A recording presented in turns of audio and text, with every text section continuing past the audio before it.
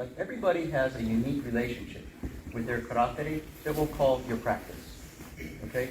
And a lot of times people often kind of stand back passively, and they sort of expect the institution or the teacher or the organization or the style to deliver some message to them.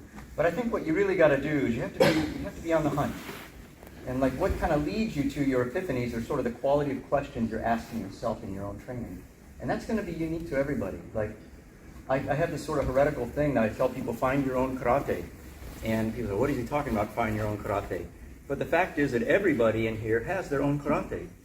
And the people that we admired and had great respect for and considered the great traditionalists, whether they were Funakoshi Sensei or Ueshiba Sensei or Kano Sensei, they were all extreme innovators in their art. They found some connection and then tried to share that with others.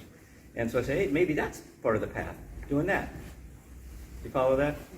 So I would think let's just kind of, let's give this thing like this verb, this thing we call a practice, some of our attention, because just like developing technique, I think we can sort of develop our approach, like the quality of our approach, always trying to gain more from our experience.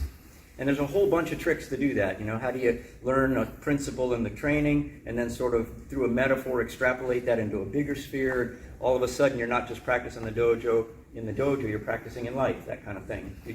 Yeah, so there's a whole cadre of sort of, I would say, inspirations that happen along the way.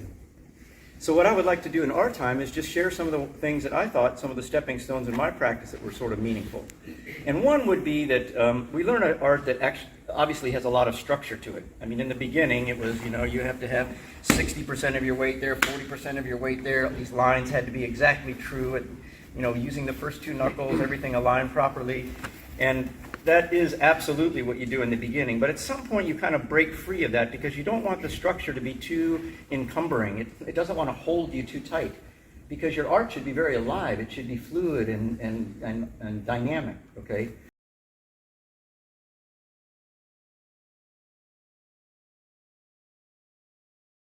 But you want to kind of get like the heaviness of your body. And a lot of times that is a function of your hip kind of like dropping and getting heavy. So even in a small movement, kind of like that feeling. So when you're doing the front kick, you want to try to get your whole weight on the ball of your foot. So you don't just want to snap with this, but you want to kind of get that little feeling at the end of your kick, like inside your body. So it's not tightening your body, it's kind of relaxing and getting as much of your weight and sort of connection from the back foot through to your ball of your foot. Get this connection going. So you feel that happen right on the ball of your foot. So you make it. And then when you land, that heaviness is a part of that punch. So coming off the kick, it's like, so don't try not to just push your arm out indiscriminately, but be deliberate enough in your movement that you feel that inflection. So without the kick, this is like, and then this is that feeling. Same heaviness. So you want these three pretty definitive inflection points. So you're kind of heavy on the ball of your foot, heavy in your Kizamazuki, heavy in the Gyakuzuki. And then all the rest of the time, body almost unbelievably relaxed, just super soft. Okay. All right. Let's try it really easy one more time. So you do that. Go a little slower, but give yourself a chance to feel.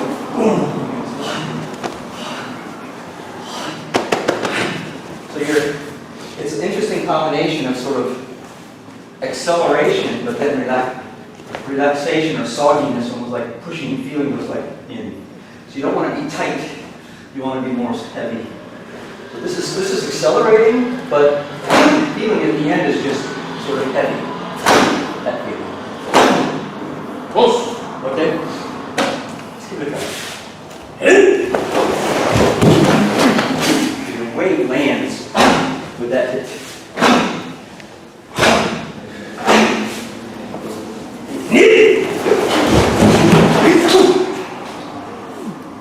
Sometimes it's a lot about just sort of taking stuff out of it. So you may have a pretty strong, in terms of muscular strength, punch.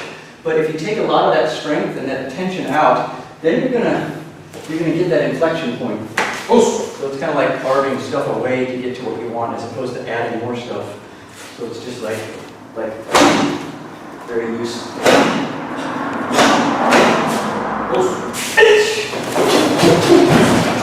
And even kind of squeeze your fist. Squeeze your fist, push down your diaphragm. That feeling. Yeah, that's better. Maybe just a little more relaxed, like even right now, like super relaxed. Both knees bent a little bit. So maybe what you don't want is your legs straight. And this body should be like very, like, can move. So you don't want to be too sort of already assuming a position. This is super, kind of like if you were playing tennis and you're waiting on the baseline for the ball to come across. This is a little bit the same feeling. So your shoulders are down and your eyes is up. And you're completely neutral. Like no zero energy. Just really neutral. You're going to be, say, Zen Kuchidachi, and we're going to go Hanmei to front facing like that. And one of the things, that point of rotation wants to be like right here. A lot of times people mistakenly put the point of rotation on their spine. And if you do that, then when this hip engages, this hip pulls back. You really don't want anything pulling back. You follow what I'm saying? So ideally what you want to do is you want to have this hip drop. So when I'm blocking, when I pull back, this point here, this half of my body from this axis pulls back like that. And when I punch, then I'm kind of pushing, so it's like donk. A kind of heavy feeling too, donk. So it's not stiff, it's kind of like, but with some acceleration. So just like that way and then that, like that, and push. So it's this, and this, and from that point of rotation. Does that make sense? If you don't do that, then this hip going to come back. Now that does occur in some movements, like Gyan Nidan, when you have Gyappo Hanmei. You know, this is, right? Everyone knows that, right? You follow what I'm saying? So when I make this rotation here, then this dynamic twist on my center axis is so strong, going to pull this foot back, and that's why you get the Gyappo Hanmei. So really retracting that. But on Hanmei to front facing, really this is the point of rotation. Okay, so let's just try that a couple times. Well, let's see. We'll make like Aryuke, then we're going to make Sotoke, then we're going to make Gidambarai, and then we're going to make Gyaku. Okay, so what you're going to do is, and we'll do it slow together, but you're going to launch this first rising block off this angle change. Like, again, I'm going to kind of feel like my hip is pushing the back of my elbow into the block. So again, not my shoulder, but it's really like my hip kind of pushing my arm up, kind of feel that way. So I'm going to push up, then hip going to go straight, push back, then back. So I'm going to go twist, and then off the front hip.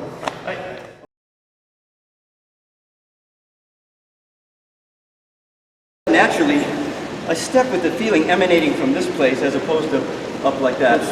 That's why, you know, people tie their obi in different fashions, but I purposely crisscross mine in the back, so it gives me a little bit of a sense of that kind of shoring up that place from the rear. And of course I wear my belt kind of low on my hips because I want my technique to feel like it comes from the koshi, the action of my hips, koshi. And then my belt knot is a little bit below my belly button because everything comes from my center and goes out from my center. So everything feels that my belt is like a reminder where my technique is generated from. Now when you go to do this movement, as soon as you start your step, as this foot comes back, my hip is already going in. That feeling. So I'm feeling the back pressure like someone pushing me from there. Go like this with your hands. Okay, so this is like your wedge of strength, essentially. I mean, you can make strength on other lines, but this is optimizing where you're powerful. It's basically an extension of your center. about hold a heavy object, I hold it like that. We talked about that the other night. I wouldn't want to hold it really over here with my arms extended to break my center. Now I really lost my strength. But bringing it back, elbow hip connection. So just think of those basic ideas that we would know intuitively. So with that said, everything you're doing is sort of emanating from here, going through your elbows into your, or through your leg into your, or drawing in and out from into your, it's all coming through your center. So think of this as like the message, and this is the messenger. This is the boat, this is the bow of your boat. So what I see sometimes is people will advance in, but then they're kind of punching with just their arm. They're not punching with a sense of connection of their body. It's kind of like the unbendable arm. Have you ever seen that in Aikido? Like if you put my strength in the arm, it's very easy to bend someone's arm. But if you kind of put the strength in your center, and you draw a really efficient line, then this looks actually soft, but what it really is, you found the most efficient line to connect it to your center. Now it's optimally strong. So I would say that unbendable arm feeling is what you kind of want to feel at, say, the end of a knife hand block, or any technique. It's not a manifestation of strength in my arm, it's a connection to my center. It's a totally different thing. Do you get it? And it is like everything you would, again, equate to a skill, which would be efficiency. Maximum effect, minimal effort. Just what is needed to connect it to my center, to make my messenger deliver the message. So one way to a little bit think of that is, I'll probably just grab this hand with that hand. So what I'm going to do, he's going to grab my hand. What I'm going to do is I'm going to move in with a sense of my center. So instead of stepping in and having my arm disconnect, and then trying to force my arm into that space, which will never happen, I'm going to kind of keep this relaxed, to keep this connection to my center. So when I'm moving in, it's Brian that's deforming in his shape. Follow what I'm saying? Come in here a little closer. I am not tight in my comportment. This shoulder is not tight. In fact, I'm really relaxed. I'm just leaning on him with my weight, my center. So I've got an efficient line kind of going under my arm to my center. And as I step, I'm just keep maintaining the intactness of that line. You see what I'm saying? It's no different than a punch. If I'm punching and I'm coming in with my punch, it has that connection to the center the whole way through. So if I happen to hit him at this distance, I am delivering my punch with my center. You know, I'm not having that happen. I am having that. You see what I'm saying? But the grab is great because you will intimately feel what I'm talking about. Because you have this tactile sense of communication and a deliberateness, and like you'll say, oh yeah, I'm losing the connection, or no, I got really good connection. I'm the last guy to bar leaning with my relaxed heaviness. This is loose, but I'm coming in with my center. Okay? It's kind of like I would say it would be akin to like the drunk guy in the bar at the night, except the drunk guy at the bar at the night, he's drunk, so he has no structure. You're the drunk guy that's not drunk. I mean, you got your structure is still intact. You see what I'm saying? So relaxed heaviness can manifest in something as simple as this feeling, like putting my weight here, or relaxed heaviness can be something like that feeling, like the droppingness of my hit, or in connectingness of my punch.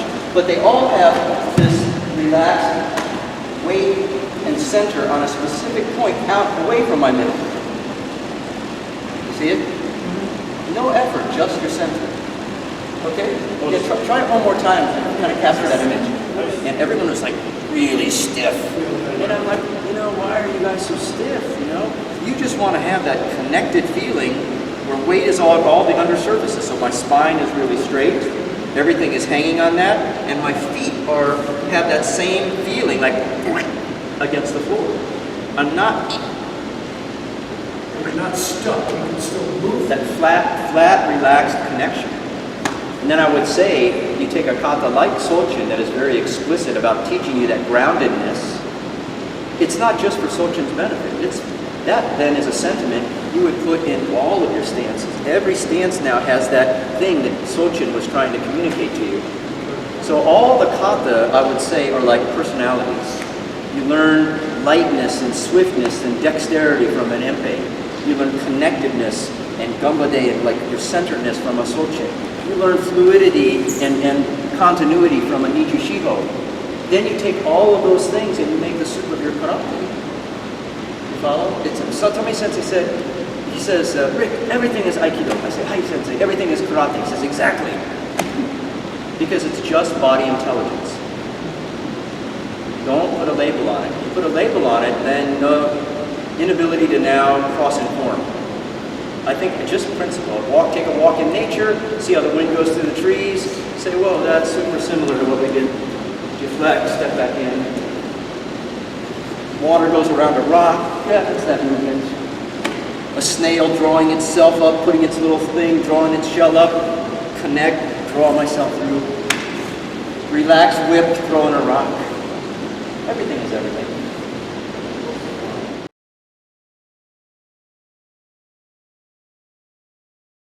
Carrot at the end of the string. You see? Your partner's not even there. You're like kind of, the feeling in your body is sort of like through him. This is like, so I'm using my body. I want you to imagine a big rubber band, stretch, snap back. That feeling like that. Instead of striking there, now we're just going to come down like that. So super relaxed. I'm going to do it one time, and then I'm not going to do it again. It's really annoying for you. Okay, so I'm going to make one relaxed strike down, like that. Okay. The one he likes.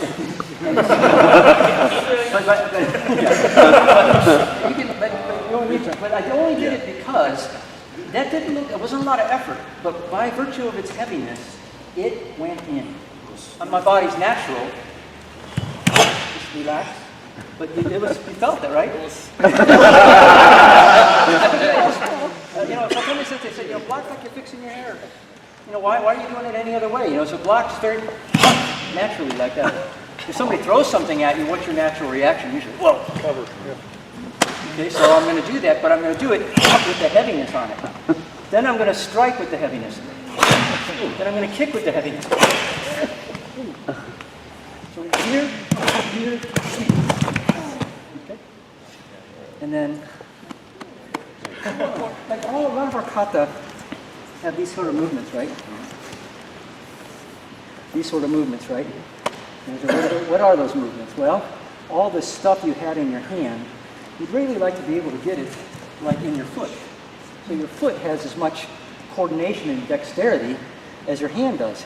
And so the kata teaches those sorts of things, When you're doing hangetsu and you press.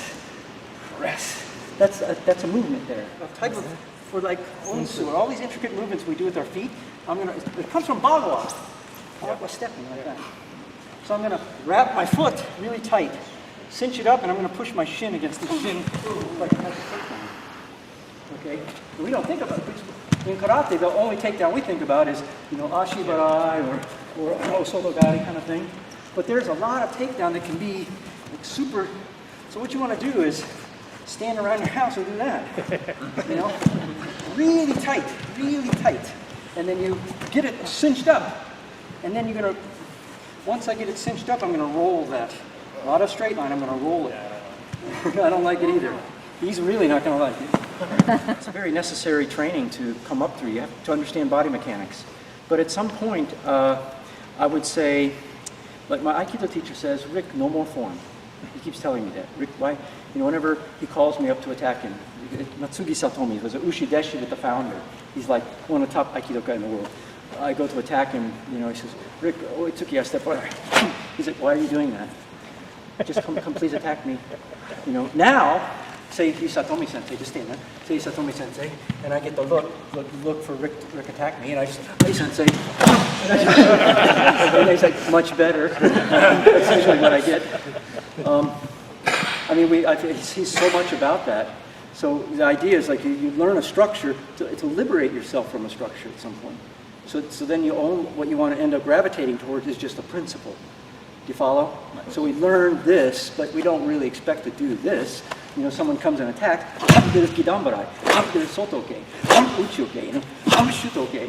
but I'm not going 1, 2.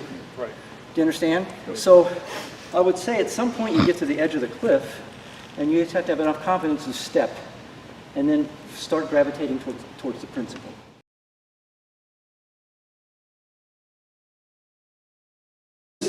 This motion right here, this twist, boom with that, boom.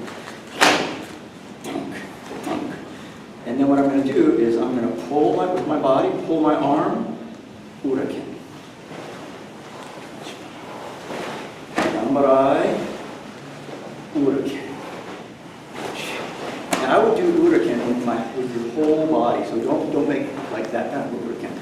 Use your whole body. I got to get it going in the right direction first, right? So I'm going to pull it, and then I got to get it going back that way, so I got to whip it, and then I got to get the energy to collect, so I'm going to snap it. So just think how you crack a bullwhip, right? So when I'm going to pull, pull. So I think your technique is not your arm, it's your wabum. Your technique is the wabum. Every technique is not, this is your message. Whatever the movement is, it's that. This is the thing that's happening. This is just attached. It's drawing little angles, deflecting energy. Different. Instead of just standing here, it's like now it's a connect. Whatever the command is, connect. But you feel that same intimate resonance, let's call it, inside your shape. Like that leg is holding that tight, and then this is kind of compressing in, and then everything shoring up my butt, pressing down on my diaphragm, connect.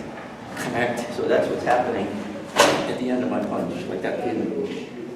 This side, the hikite side, is also squeezing in. So I think this is kind of the virtue of your hikite. So people always talk, well, what is the application of pulling somebody in? I would say that when I'm punching with this side here, that this is very distinct feeling, like I'm pulling my shoulder tight to my core, using my lat and my pecs, and I'm getting that little swoop forward, like without my arm disconnecting. So that's a very unique feeling, that this arm is sort of trying to attach this side of my body to my center. So I'm trying to get that feeling. Then the other side of my body, that's what the hikite does for me. It engages this side too. Nice. So I think like I have a little lemon back here, and I'm going to squeeze lemonade. Boom. Squeeze.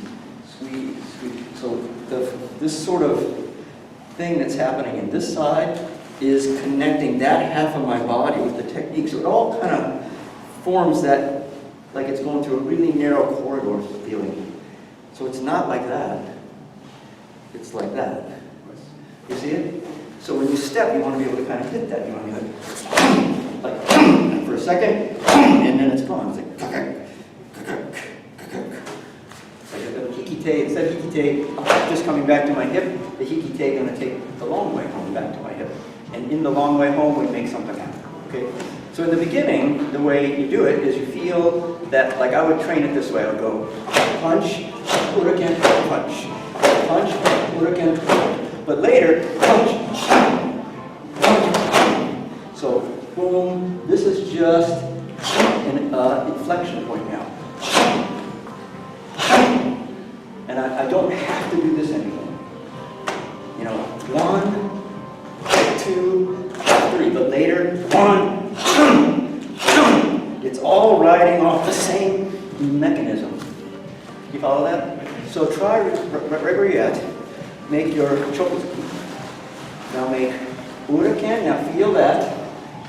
Be deliberate. You're rotating on this axis. So this is coming in, and I'm opening my chest, and then I'm going and releasing my punch. So chokuzuki. Then this is like drive. This lever is driving my movement in, and I get a little bit of this kind of tada feeling. Tada, and then I release. So now punch. Now find that without hesitating.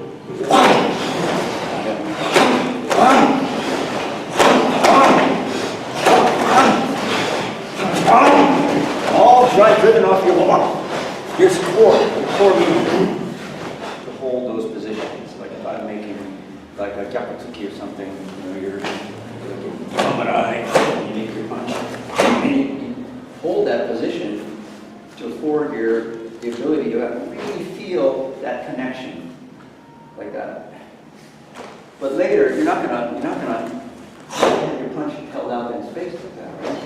You're gonna just hit a point, and just for a second, feel that thing that you felt intimately by holding it. You'll recognize that feeling, that connecting feeling, and you'll just hit it and let it go.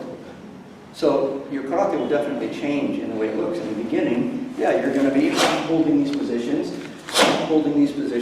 but later, it's just movement. It's just a quality of movement.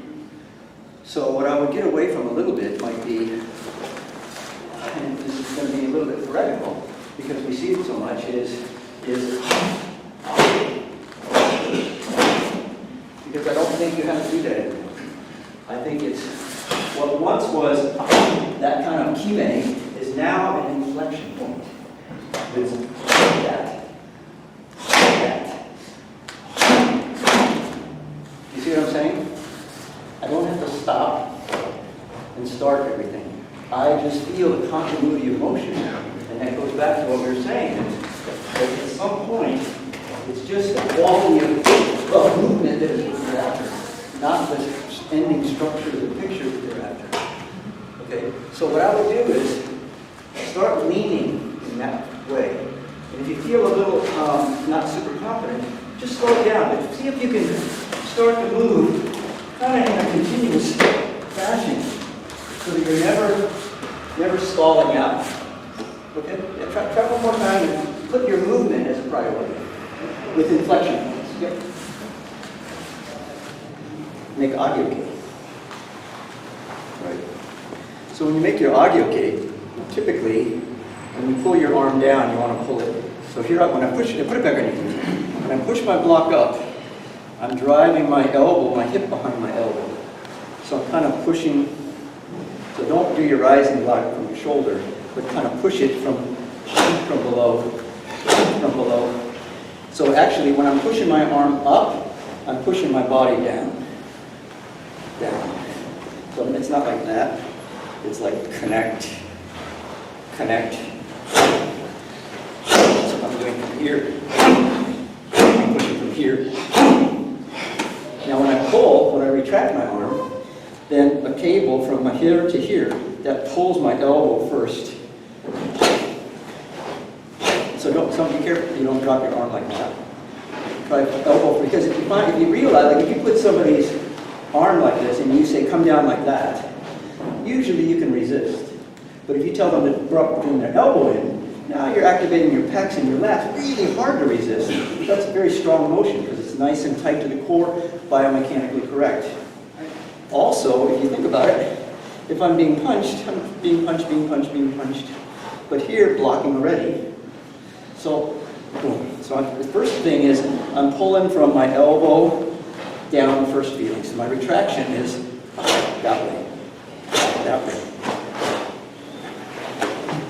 Okay, now do this. So now back to our theme. We're going to insert a technique in there.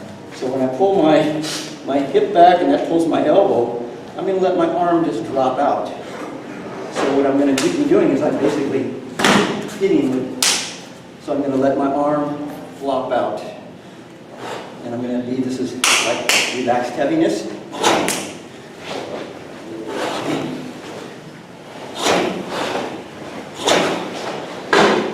The ease of my movement. Like make your hand really rigid. Now draw your knife hand block. Now try to make a fast knife hand block. It feels clunky, doesn't it? I think what you want is you want your hands open and relaxed.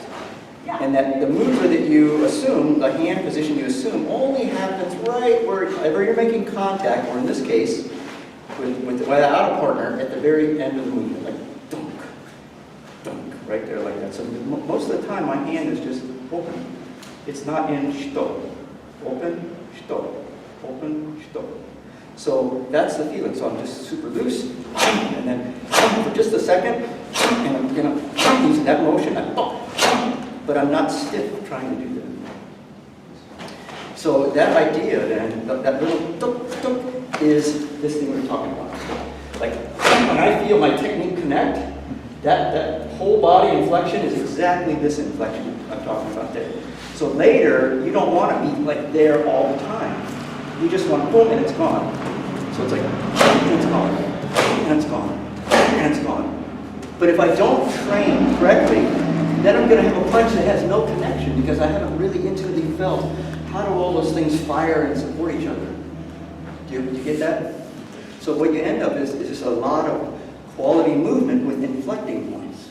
So from here, and I make the strike, my hand is loose. And then as I hit, boom, right there.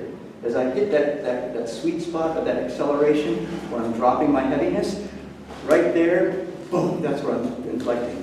Right there, boom, that's where I'm inflecting. Boom, that's what I'm inflecting. That's what I'm inflecting. You see? But 90% of the time, my body is pretty supple because that allows the most freedom of movement and fastest movement. Okay?